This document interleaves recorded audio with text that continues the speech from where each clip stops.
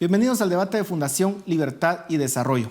Esta semana vamos a centrarnos en el evento político más importante de América Latina en la última semana, que es las elecciones en El Salvador. Y vamos a descansar un poco del análisis que hacemos de nuestro país. Para ayudarnos a entender qué es lo que está sucediendo en nuestro hermano país salvadoreño, nos acompañan dos expertos. Leonor Selva, especialista en políticas públicas y análisis de riesgo, y Jonathan Lemus, politólogo. A ambos muchas gracias por acompañarnos. Leonor, quisiera empezar contigo. Ya han pasado más de 3 días desde que culminó el proceso electoral y el Tribunal Supremo Electoral aún no tiene los resultados oficiales. Y de hecho, ha dado algunas conferencias de prensa en donde dice que van a recontar las boletas, lo cual, por supuesto, crea un nivel de incertidumbre bastante grande. ¿Cómo comparar lo que está sucediendo en estos momentos con otros eventos electorales? ¿Es normal o estamos ante un evento bastante único y que podría generar un estrés político adicional en El Salvador? ¿Cómo lo ves tú?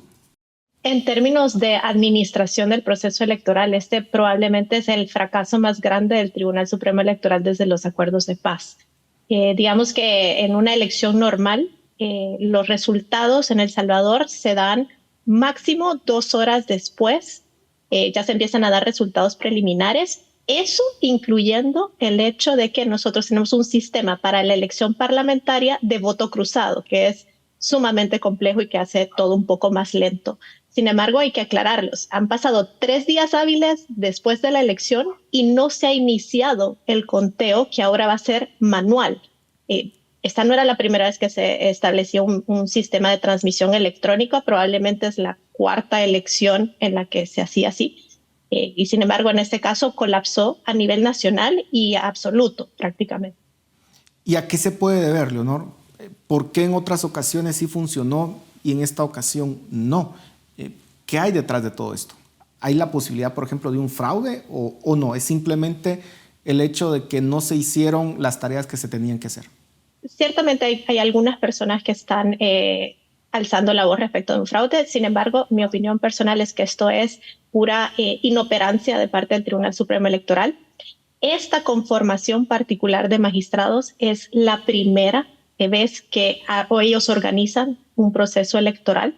Todos eran nuevos, pero también ha habido muchas diferencias entre algunos de los magistrados, mucha inexperiencia y sobre todo mucho atenimiento. Se seguían haciendo modificaciones tanto legales de cómo debería ser el procedimiento, bastante importantes, a menos de 6 meses de la elección. Igual el tribunal parecía estar haciendo contrataciones a última hora, incluso en los últimos 3 meses. ¿Verdad? Ahora, Jonathan, no vemos protestas en El Salvador por el atraso en los resultados oficiales. Si lo comparamos con la situación en Guatemala, muy probablemente acá pues ya tuviéramos un escenario muy complejo. ¿Cómo entender que de alguna forma pues se tiene una victoria tan apabullante de parte de Bukele y la sociedad salvadoreña pues lo está aceptando y no está poniendo en duda estos resultados? ¿Cómo entenderlo? Bueno, creo que en El Salvador se ha dado un proceso que es interesante porque, al menos desde el punto de vista teórico, eh, muchos tienen dificultades para ponerle un nombre a lo que se ve en El Salvador. Algunos dicen es un régimen autoritario, otros dicen ya es una dictadura, algunos le ponen el nombre de autoritarismo competitivo, ¿no? Pero a mí se me hace que no hay, digamos, no estamos en un momento todavía para ya conceptualizar qué tipo de sistema político es el que El Salvador está generando en estos últimos años. Lo que me queda claro a mí es que claramente hay una base electoral muy importante del presidente Bukele, que es producto, obviamente, de los ya conocidos logros o resultados en materia de seguridad que le dan, digamos, esa legitimidad, esa credibilidad, para que en el momento en el que él sale y dice, yo gané la elección con 85% del voto y 58 de 60 diputados, pues buena parte de la población lo cree e incluso la comunidad internacional e incluso, digamos, las misiones de observación pues no hacen mayor eh, o no plantean mayor crítica a esos datos, que tengo entendido no era legal, al menos desde las reglas del juego establecidas, plantear ningún tipo de dato antes de que el Tribunal Supremo Electoral hiciera un anuncio oficial. A lo que voy con esto es que es un sistema político que descansa sobre la popularidad y entonces el reto es poder entender hasta qué punto la popularidad va a continuar siendo esa fuente de poder o esa fuente de legitimidad que hoy respalda al presidente Bukele y en qué momento el sistema político salvadoreño va a migrar a otro tipo de fuente de poder, ¿no? Podría ser un tema más clientelar, un tema más de represión, etcétera. Leonor, los resultados que perciben los salvadoreños son resultados reales, palpables, o es un manejo de redes sociales, pues, de alguna forma muy efectivo por parte del presidente Bukele y que eso, pues, le da ese caudal político del cual, pues, está disfrutando y cosechando en estas elecciones? ¿O es una combinación de ambas? ¿Cuál es tu opinión al respecto? Yo creo que hay también, hay que separar.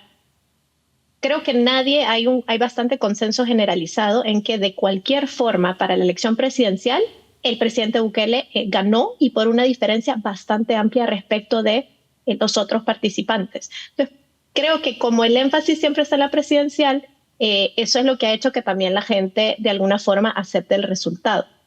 No obstante, se ha planteado, tanto por algunos grupos observadores como por los partidos políticos de oposición, el hecho de que hay una diferencia entre que la popularidad del presidente no se trasladó al 100% a los resultados del Parlamento, de nuestra Asamblea Legislativa.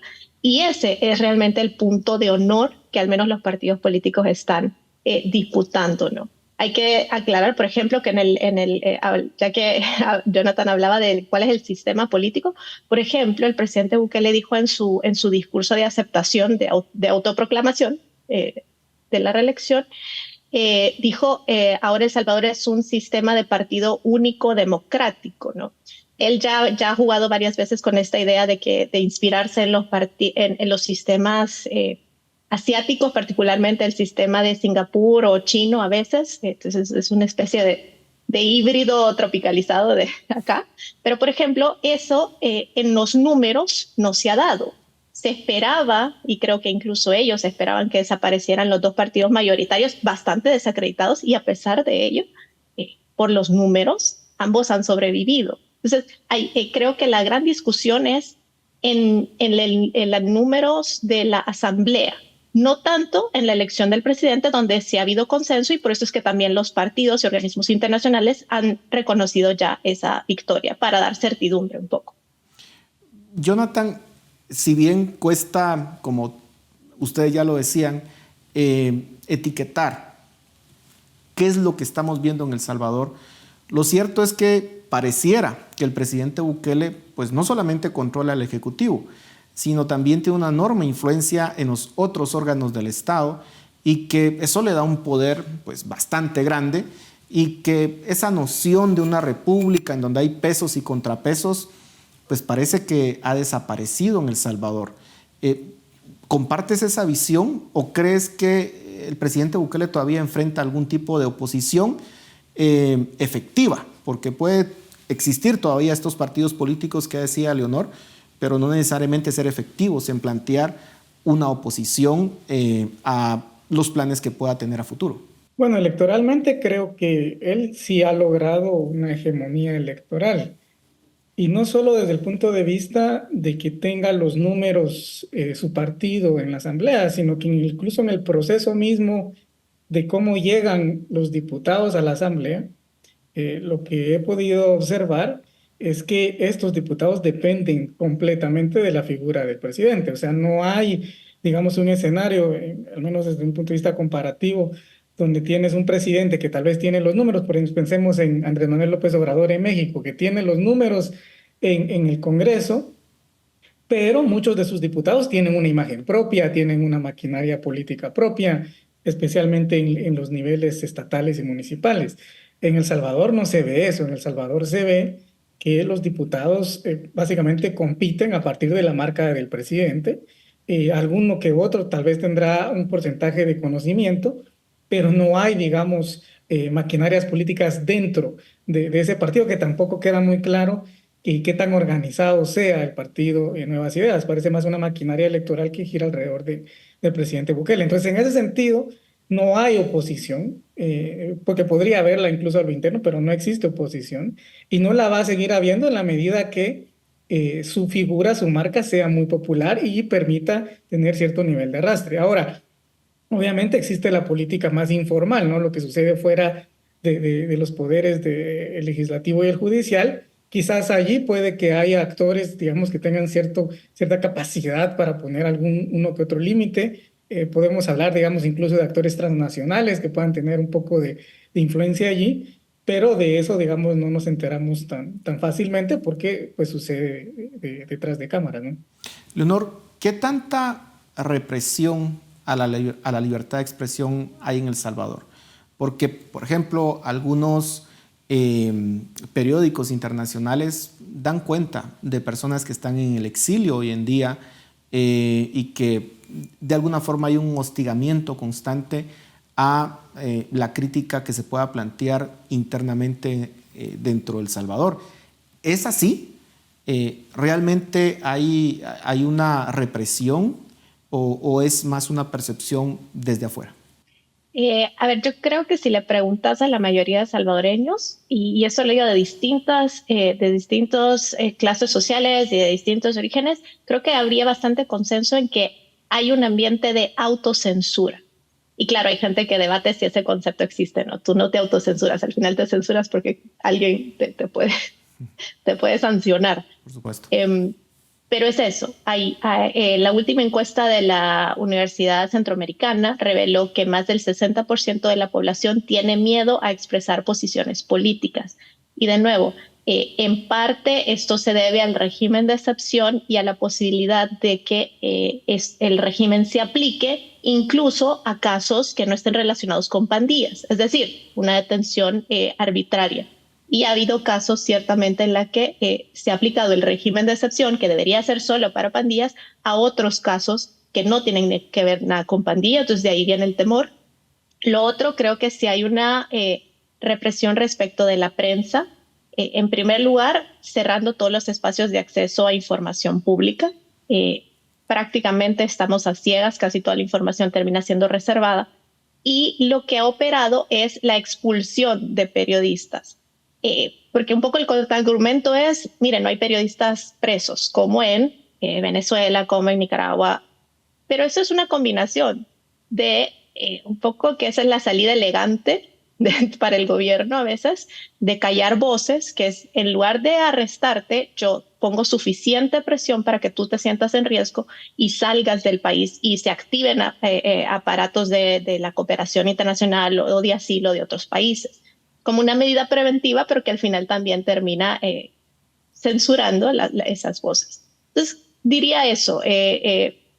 ¿Estamos en el peor de los niveles respecto a Latinoamérica? Creo que no, pero sí hay una autocensura generalizada, mucho temor de expresar opiniones políticas, es especialmente las que sean críticas al gobierno. Jonathan, hay muchas personas desde fuera de El Salvador que celebran lo que está sucediendo. Se habla de que pues, una democracia es una democracia y de alguna forma, si se le ha dado un apoyo político tan apabullante, pues es lo que al final se termina decidiendo en un régimen democrático. Sin embargo, vemos que en Venezuela, por ejemplo, en su momento Chávez gozó de una enorme popularidad y terminó destruyendo las instituciones. Y en su momento también el mismo Ortega pues tuvo un caudal político importante que cuando lo perdió, pues se vio obligado a ejercer una represión muchísimo más fuerte y brutal. ¿Hacia dónde crees que podría terminar este experimento político que estamos viendo?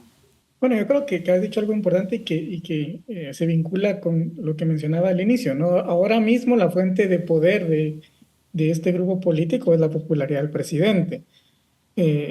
Creo que lo que es interesante es cuánto ha durado, ¿no? Ya lleva 5 años con un nivel, digamos, que se ha mantenido estable. de popularidad, pero si lo que Max Weber decía sobre el carisma es cierto, tarde o temprano eso se va a acabar. A menos que el presidente Bukele pues logre resolver uno de los temas importantes hoy día, que es el tema económico, ¿no? La economía, y ahí creo que Leonor sabrá más que yo, pues no es, digamos, uno de los fuertes del gobierno de Bukele, y seguramente necesitará hacer un milagro al estilo de lo que hizo con la seguridad para que entonces ese vínculo carismático pues se mantenga y que entonces la popularidad siga siendo lo que lo sostenga en el poder. Si eso no ocurre, que es probable, ¿no? Porque la economía obviamente pues es difícil controlarla desde una sola persona, pues entonces ahí quizás sí veamos una mutación hacia un sistema que dependa más de otro tipo de mecanismos, ¿no? Y ahí creo yo que hay que poner la atención a lo que se hizo con la reducción de diputados, con la reducción de municipios, obviamente sentando las bases para alcanzar supermayorías aún en la ausencia de un apoyo supermayoritario, ¿no?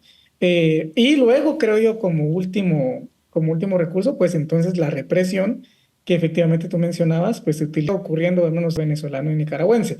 No lo veo, obviamente es difícil predecir, pero no lo veo ocurriendo al menos en el corto plazo, pero sí dependerá de la capacidad del presidente de mantener esa popularidad.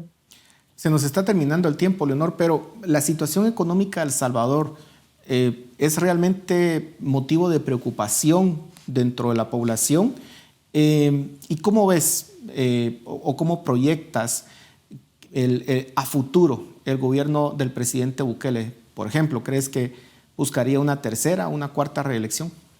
Bueno, creo que sí, la situación económica, de hecho, en las encuestas más recientes de los últimos 6 meses, la situación económica ha superado a la seguridad como la principal preocupación de la población, particularmente el costo de la vida. Y ese es un reto bastante importante para El Salvador, considerando que tiene pocos recursos financieros para emitir subsidios, que ha sido hasta el momento la medida predilecta por el presidente para contener el alto costo de la vida, pero han sido como muy puntuales y muy temporales.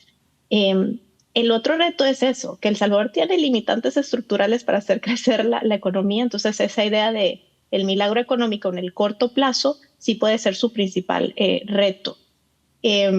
Obviamente, para El Salvador sería magnífico si se supera, pero ahí como que falta un plan y de hecho sorprendió a mucha gente que en su discurso de toma de aceptación de triunfo, pues no dijera ningún indicio respecto de este tema. Respecto de la evolución, estoy de acuerdo con Jonathan. Esta administración, el presidente Bukele, es muy sensible al tema de popularidad y digamos que sus políticas públicas son muy sensibles a eso, son reactivas a lo que el sondeo digital, particularmente el sondeo digital, le vaya diciendo. En la medida que encuentre más dificultades para contener la preocupación de las personas por la economía, sí puede, creo yo que su única herramienta termina siendo un poco la represiva. No obstante, hasta el momento, como sí ha sabido sortear eso de mantener los niveles de popularidad, creo yo que tanto con el tema de seguridad como también con respuestas en tema de infraestructura. Ya estamos por terminar, Jonathan, y quisiera hacerte una última pregunta, una última reflexión muy rápida. La figura del hombre fuerte que logra resolver los problemas que por años las democracias no han logrado resolver. ¿Crees que vamos a ver eso más en el futuro? ¿Y qué lecciones pueden aprender los otros países de América Latina? Nos quedan 30 segundos, así que es un enorme desafío. Mira, intentos van a haber seguramente. Ya hemos visto cómo el famoso modelo Bukele, si es que eso existe, se ha difundido en otros países, pero tenemos que tomar en cuenta también el marco institucional en el que se encuentra cada actor. Las reglas del juego bajo las que operan, el tamaño del país es importantísimo, la naturaleza de las amenazas que van a enfrentar. Creo que todo eso lo hace mucho más complicado. Así que tampoco generaría un escenario tan pesimista. Yo creo que las democracias, como Guatemala lo ha demostrado, tienen de dónde sacar para poder sobrevivir. Bueno, igual aquí tenemos problemas muy graves que tenemos que resolver, pero eso será motivo de otro programa. Muchísimas gracias a ambos por su tiempo y por su análisis. Y a ustedes en casa, muchas gracias por su atención. Nos vemos la próxima semana.